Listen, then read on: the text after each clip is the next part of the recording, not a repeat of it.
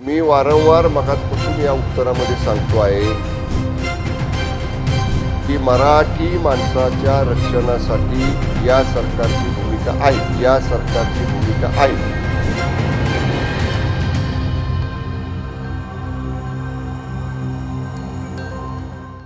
मुंबई ही महाराष्ट्राची आर्थिक राजधानी आहे आणि याच मुंबईत मराठी माणसाला घर मिळवणं कठीण होत चाललंय। पुनर्विकासाच्या नावाखाली अनेक बिल्डर मराठी माणसाला घरं देण्यास नकार देत आहेत। याबाबत शिवसेना उभाटा पक्षाने विधान परिषदेत आक्रमक भूमिका घेतली। त्यांची अशी मागणी आहे की मुंबईतील पुनर्विकास प्रकल्पांमध्ये मराठी माणसांसाठी 50% घरं आरक्षित ठेवावीत आणि जे बिल्डर मराठी माणसाला घरं नाकारतात त्यांच्यावर कठोर कारवाई करावी। या मागणीला यश मिळालं असून सरकारने याबाबत धोरण निश्चित करण्याचं आश्वासन दिलं आहे। चला तर जाणून घेऊयात काय आहे हा सगळा प्रकार आणि नेते मंडळी नेमकं काय म्हणतात।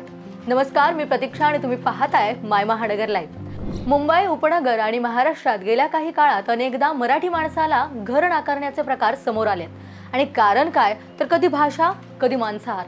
हो, तुम्ही बरोबर ऐकलत। मराठी बोलतोय किंवा मांसाहार करतोय म्हणून मराठी माणसाला फ्लॅट किंवा घर देण्यास नकार दिला जातोय। पण आता यावर सरकारने कठोर पावलं उचलायचं ठरवलंय।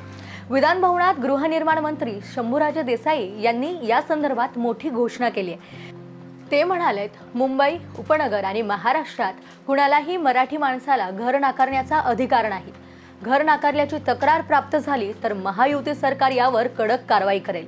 मराठी माणसांचा हक्क डावलला जाणार नाही असं वक्तव्य शंभूराजे देसाई यांनी केलंय। हे प्रकरण समोर कसं आलं पाहूयात। हा मुद्दा विधान परिषदेत शिवसेना उभाटाचे आमदार मिलिंद नार्वेकर यांनी तारांकित प्रश्नांद्वारे उपस्थित केला। त्यांनी मुंबईत मराठी माणसाला घर नाकारण्याचे प्रकार वाढत असल्याचं सांगितलंय। या संदर्भात त्यांनी पार्ले पंचम या सामाजिक संस्थेच्या मागणीचा दाखला दिला।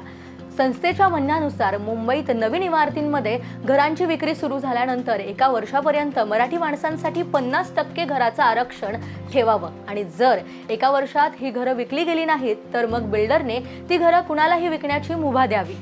मिलिंद नार्वेकर यांच्या प्रश्नाला उत्तर देताना शंभूराजे देसाई यांनी स्पष्ट केलंय की पार्ले पंचम संस्थेचं कोणतंही निवेदन गृहनिर्माण विभागाला मिळालेलं नाही। जर मराठी माणसांना मुंबईत घर नाकारलं जात असेल तर संबंधित बिल्डरवर कारवाई केली जाईल।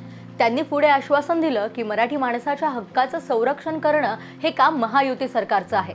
आता प्रश्न असा आहे की मराठी माणसाला घर मिळावं यासाठी सरकार कोणतं ठोस पाऊल उचलणार?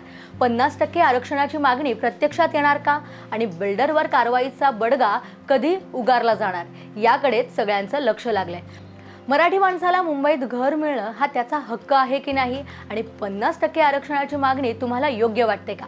या सगळ्यावर तुमचं काय मत आहे आम्हाला कमेंट बॉक्समध्ये नक्की सांगा। आणि हो, अशाच ताज्या बातम्यांसाठी माय महानगर लाईव्हला फॉलो करायला विसरू नका।